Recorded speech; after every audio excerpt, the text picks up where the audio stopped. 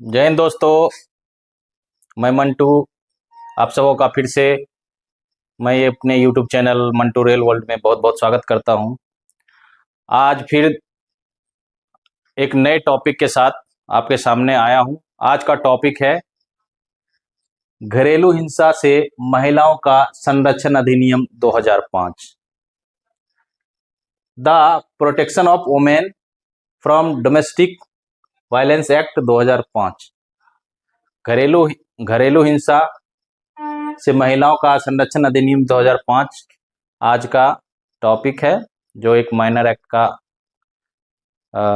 Important topic है। चलते हैं, बिना विलंब किए शुरुआत करते हैं। इसका पूरा नाम घरेलू हिंसा से महिलाओं का संरक्षण अधिनियम 2005 है।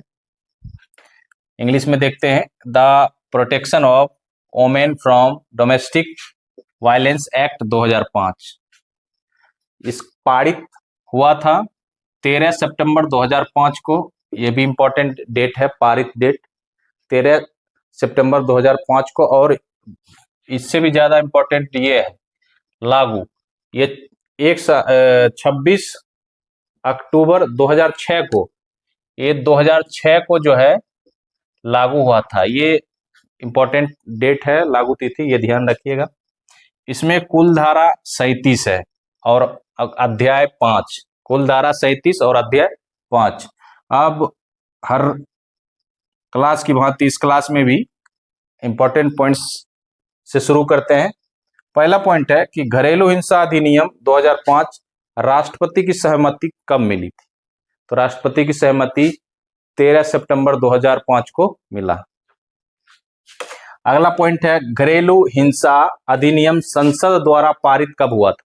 तो संसद द्वारा पारित 2005 को हुआ था, लागू हुआ 2006 को। ये थोड़ा इंपॉर्टेंट ईयर भी है, डेट के साथ साथ ईयर भी। पारित हुआ है 2005 में और लागू हुआ है 2006 में। ये कंफ्यूजन वाला दो डेट है, ये डेट और ये डेट कंफ्यूजन वाला है, क्योंकि पारित 2005 को ही हो गया था संसद द्वारा, राष्ट्रपति जी का मोहर भी लग गया था 2005 में, लेकिन लागू 2006 में हुआ। इसीलिए बोल रहा हूं कि ये इंपॉर्टेंट है, थोड़ा ध्यान रखिएगा। फिर अगला पॉइंट है घरेलू हिंसा अधिनियम 2005 से पहले महिलाओं के साथ घरेलू हिंसा होने पर आईपीसी की धारा 498 के क के तहत शिकायत किया जाता था। मतलब घरेलू हिंसा अधिनियम 2005 जब नहीं आया था, उससे पहले जो है आईपीसी की धारा 498 के क के तहत जो है ना शिकायत दर्ज कराया जाता था। ये भी इंपॉर्टेंट है। अब अगला पॉइंट है कि घरेलू हिंसा में शामिल कौन कौन सी हिंसा है? घरेलू हिंसा में शामिल हिंसा देखते हैं कौन कौन सा है। पहला है शारीरिक हिंसा, मारपीट, ये सब महिलाओं के साथ करना। दूसरा है लैंगिक हिंसा। तीसरा है मौखिक हिंसा। मौखिक हिंसा में मौखिक तथा भावनात्मक हिंसा, गलम गाली हो गया आपका, उसके परिवार वाले को ताना देना, ये सब इस सब प्रकार का जो है ना मौखिक तथा भावनात्मक हिंसा में आता है। और अगला है आर्थिक हिंसा, भरण पोषण के लिए जो है आप आर्थिक सहायता नहीं दिया जा रहा है, रुपए पैसे नहीं दिया जा रहा है, ये आपका घरेलू हिंसा में आता है। अब अगला पॉइंट है कि घरेलू हिंसा का रिपोर्ट जिले में नियुक्त सुरक्षा अधिकारी के पास दर्ज किया जाता है। ये घरेलू हिंसा का रिपोर्ट जो है एक जिले में नियुक्त सुरक्षा अधिकारी, घरेलू हिंसा का रिपोर्ट जो है जिले में एक नियुक्त होता है सुरक्षा अधिकारी, उसके पास दर्ज कराया जाता है। अब कुछ इंपॉर्टेंट पॉइंट्स भी और भी है, उसको फिर देखते हैं। अब कुछ और महत्वपूर्ण पॉइंट्स को देखते हैं। कहता है इस अधिनियम के तहत सुनवाई प्रथम श्रेणी न्यायिक मजिस्ट्रेट या मेट्रोपॉलिटन मजिस्ट्रेट करता है। इस अधिनियम के तहत सुनवाई कौन मजिस्ट्रेट करता है? प्रथम वर्ग न्यायिक मजिस्ट्रेट या मेट्रोपॉलिटन न्यायिक मजिस्ट्रेट के द्वारा सुनवाई किया जाता है। ये भी इंपॉर्टेंट पॉइंट्स है। अगला इंपॉर्टेंट पॉइंट्स देखते हैं। इस अधिनियम के तहत मजिस्ट्रेट सुनवाई की पहली तारीख तय कब करता है? इस अधिनियम के तहत मजिस्ट्रेट सुनवाई की पहली तारीख तय करेगा जो आमतौर पर अदालत द्वारा जब आवेदन प्राप्त होने की तारीख से, जो अदालत द्वारा आवेदन प्राप्त होता है उस तारीख से 3 दिन से अधिक नहीं होगी, मतलब 3 दिन के भीतर जो है तारीख तय करती है। इस अधिनियम के मजिस्ट्रेट द्वारा सुनवाई पहली तारीख जो है तय कब करती है? जब न्यायालय द्वारा जब आवेदन प्राप्त होता है वो तारीख से 3 दिन के भीतर जो है ना तारीख तय करता है। ठीक, अगला पॉइंट देखते हैं। प्रत्येक आवेदन को उसकी पहली सुनवाई की तारीख से, जो पहली सुनवाई की तारीख होगा, प्रत्येक आवेदन को उसकी पहली सुनवाई की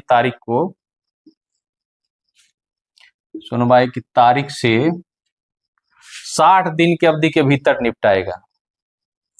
मतलब इस सुनवाई को जो है ना 60 दिन के अंदर, जो पहली तारीख है उससे लेके 60 दिन के भीतर जो है इस केस को निपटाएगा। अगला पॉइंट कहता है अधिनियम के अंतर्गत मुआवजा या नुकसान के लिए आवेदन कौन कौन कर सकता है? अधिनियम के अंतर्गत मुआवजा या नुकसान के लिए आवेदन कौन कर सकता है? अब देखते हैं। पीड़ित स्वयं कर सकता है, संरक्षण अधिकारी कर सकता है, या परिवार का कोई, लड़की के परिवार का कोई सदस्य कर सकता है। ये भी इंपॉर्टेंट है। वही आवेदन कौन कर सकता है? मुआवजा या नुकसान पीड़ित स्वयं कर सकती है, संरक्षण अधिकारी या परिवार का कोई सदस्य। अब है अगला पॉइंट। इस अधिनियम के तहत प्रतिवादियों की गिरफ्तारी को छोड़कर, मतलब इस अधिनियम के तहत प्रतिवादी की तुरंत गिरफ्तारी नहीं होता है।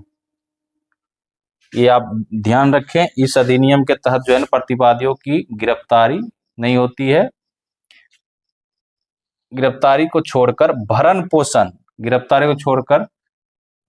पोषण, निवास स्थान, बच्चों के लिए अस्थायी संरक्षण की सुविधा का प्रावधान है।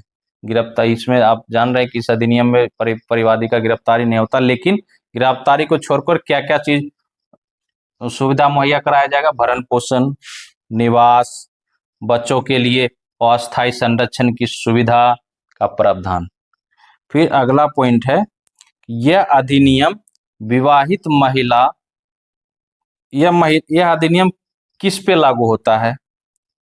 यह अधिनियम किस पे लागू होता है? विवाहित कोई महिला है, तलाकशुदा महिला है, लिव इन रिलेशनशिप में रहने वाली महिला है, कोई बहनें हैं, कोई भाभी है, गोद ली गई हुई कोई बच्ची है, और भी इत्यादि। इस तरह से ये इस पे लागू होता है। इसमें घरेलू हिंसा कोई भी महिला के साथ कौन कौन कर सकता है, वो उसके बारे में जानने की, भाई वो लड़की का पति, लड़की का देवर, लड़की का ससुर, इस टाइप से जो है तमाम जो है लड़की के साथ जो है ना घरेलू हिंसा इनके द्वारा किया जा सकता है, चाहे वह मौखिक हो या भावनात्मक हो या आर्थिक। धारा 1 से लेके 37 तक जो भी इंपॉर्टेंट होगा हम लोग उसको देखें। चलते हैं अगली धाराओं में। अब धारा 1 से स्टार्ट करते हैं। धारा 1 कहता है नाम, विस्तार, लागू तिथि।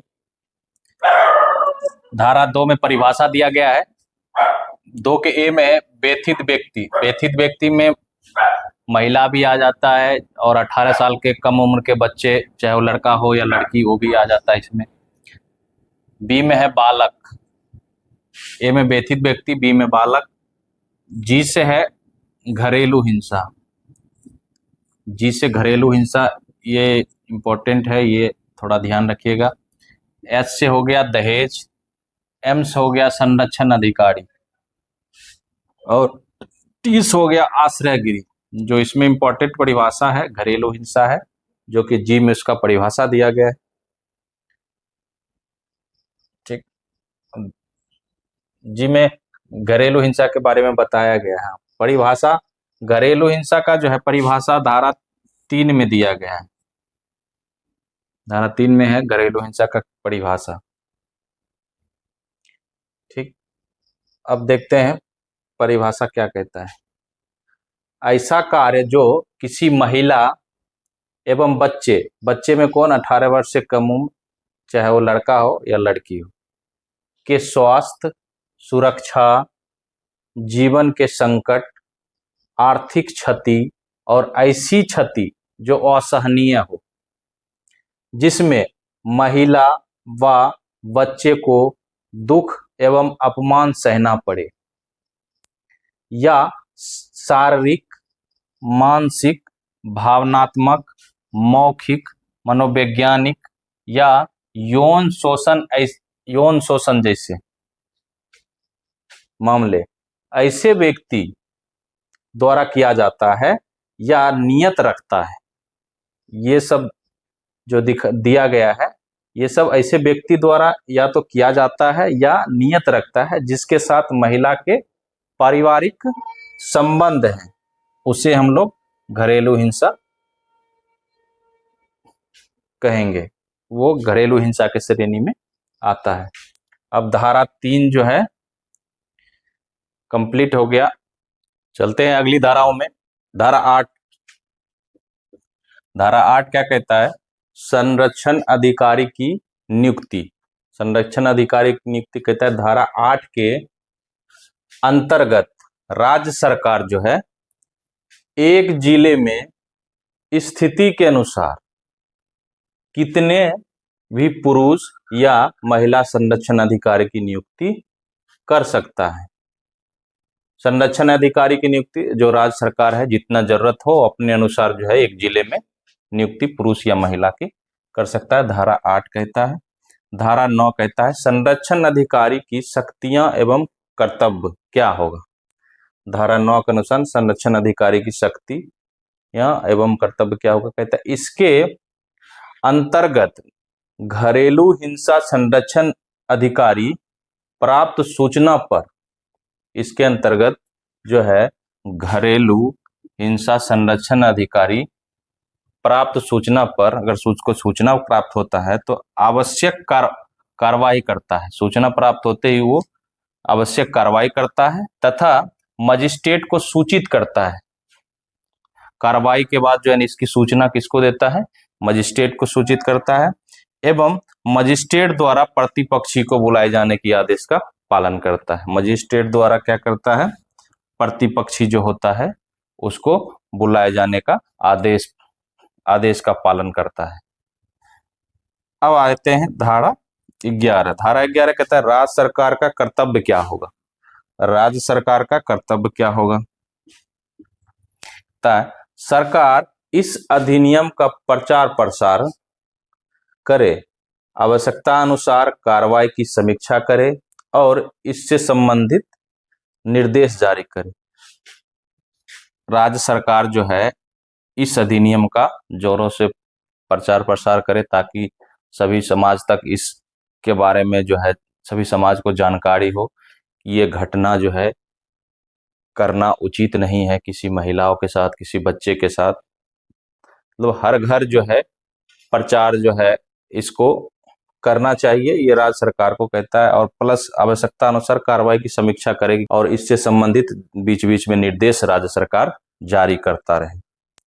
ये धारा 11 कहता है। अब चलते हैं अगली धाराओं में। अब अगली धारा 12 है, देखते हैं। धारा 12 कहता है संरक्षण अधिकारी द्वारा दी गई सूचना पर मजिस्ट्रेट द्वारा कार्रवाई। संरक्षण अधिकारी जो जिले में होता है उसके द्वारा दी गई सूचना पर, जब संरक्षण अधिकारी को कोई सूचना मिलता है घरेलू हिंसा से संबंधित, तो उसके द्वारा सूचना पर जो है उसी सूचना के आधार पर मजिस्ट्रेट द्वारा जो है फिर संरक्षण अधिकारी मजिस्ट्रेट को जो है सूचना देता है, उसकी उसी सूचना पर जो है फिर कार्रवाई करता है मजिस्ट्रेट। तो कहता है इसके अंतर्गत संरक्षण अधिकारी दी गई सूचना प्राप्ति के, जिस दिन संरक्षण अधिकारी को सूचना प्राप्त हुआ, इसके अंतर्गत संरक्षण अधिकारी दी गई सूचना प्राप्ति के, जो संरक्षण अधिकारी है दी गई सूचना प्राप्ति के 3 दिन के भीतर जो है प्रतिपक्षी को हाजिर करने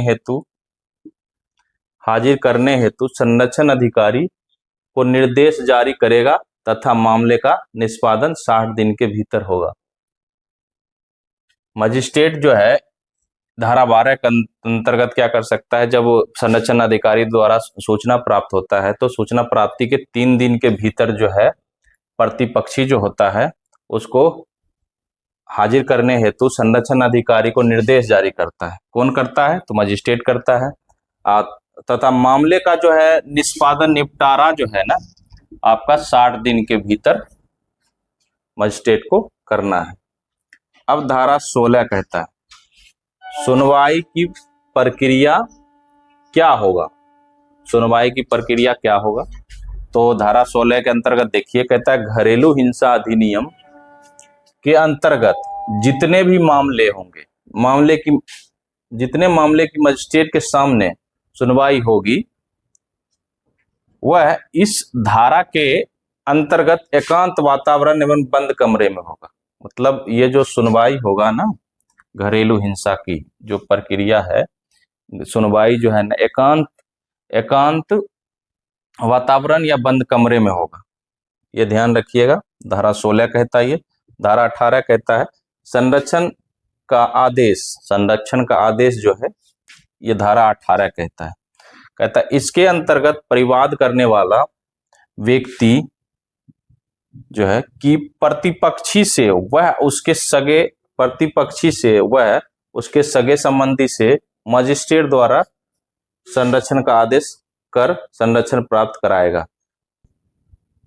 अगली धारा 19 है, देखते हैं। धारा 19 कहता है निवास करने का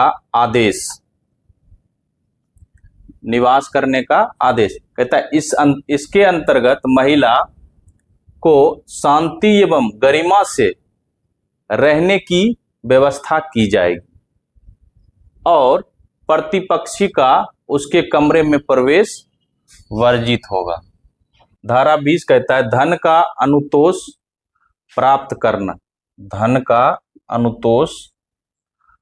करना कहता है इसके अंतर्गत महिलाओं को सभी शारीरिक चोट व आर्थिक क्षति की पूर्ति प्रतिपक्षी द्वारा मजिस्ट्रेट का आदेश पर कराई जा सकेगी। अगर महिलाओं को जो है शारीरिक चोट पहुंचा है या आर्थिक नुकसान हुआ है तो मजिस्ट्रेट द्वारा जो है जिसके ऊपर जो है मुकदमा दायर किया गया है, क्षतिपूर्ति का जो है ना आदेश मजिस्ट्रेट कर सकता है। किसको? तो प्रतिपक्षी को, जिसके ऊपर मुकदमा दायर किया गया है उस व्यक्ति को मजिस्ट्रेट जो है ना क्षतिपूर्ति का आदेश कर सकता है। धारा 22 कहता है अपमान या प्रतिकार मतलब मानहानि का दावा। प्रतिकार मतलब मानहानि का दावा कहता है इसके अंतर्गत महिला अपना अपमान या मानहानि का दावा कर सकती है। धारा 22 के अंतर्गत महिला अपमान या मानहानि का दावा कर सकती है। धारा 23 कहता है मजिस्ट्रेट द्वारा एक तरफा कार्रवाई करने की शक्ति। मजिस्ट्रेट जो है ना इस धारा 23 के तहत जो है ना एक तरफा कार्रवाई भी कर सकता है। देखते हैं इसमें, यदि प्रतिपक्षी कोर्ट के आदेश पर या बुलाए जाने पर नहीं आता है, जब कोर्ट जो है ना आदेश करता है प्रतिपक्षी को जिसके ऊपर मुकदमा दायर किया गया है उसको कि आप कोर्ट में हाजिर होइए, अगर वह उसका आदेश की अवहेलना करता है, अगर नहीं आता है तो मजिस्ट्रेट प्रतिवादी के पक्ष में एक तरफा आदेश कर सकता है। जो व्यथित महिला है उसके पक्ष में जो है ना, या व्यथित व्यक्ति है उसके पक्ष में जो है मजिस्ट्रेट जो एक तरफा फैसला कर सकता है। एक तरफा फैसला या एक आदेश कर सकता है।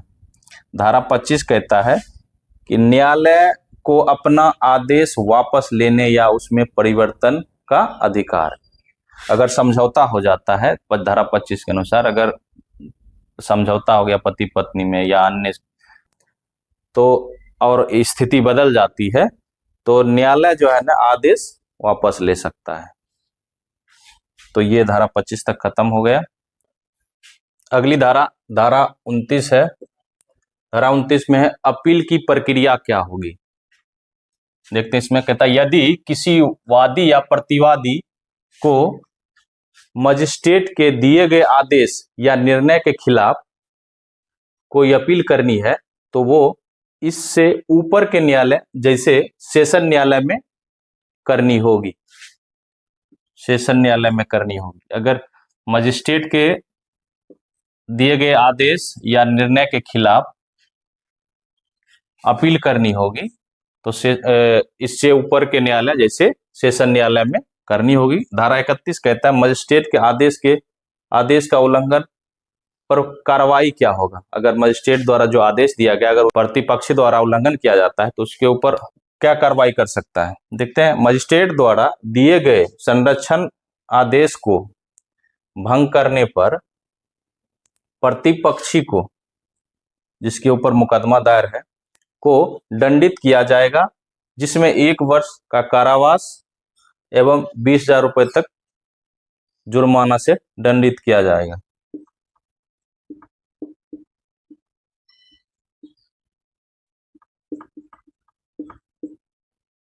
दंडित किया जा सकता है, ये धारा 31 कहता है। और अंत में यही कहेंगे, SIPF रूल 72 के लिए math, reasoning, GK, GS, current लगातार जरूर पढ़ें। और हमारा क्लास आज का घरेलू हिंसा अधिनियम यहीं समाप्त होता है। फिर अगली दूसरे टॉपिक पे जो है हम लोग चर्चा करेंगे। अगला क्लास दूसरे माइनर एक्ट को लेकर आएंगे अगले क्लास में। और अगर वीडियो में किसी भी तरह का कोई कमी हो तो आप कमेंट के माध्यम से बताएं। और अगर वीडियो पसंद हो तो लाइक करें, शेयर करें, सब्सक्राइब करें। चलिए मिलते हैं फिर से। जय हिंद, धन्यवाद।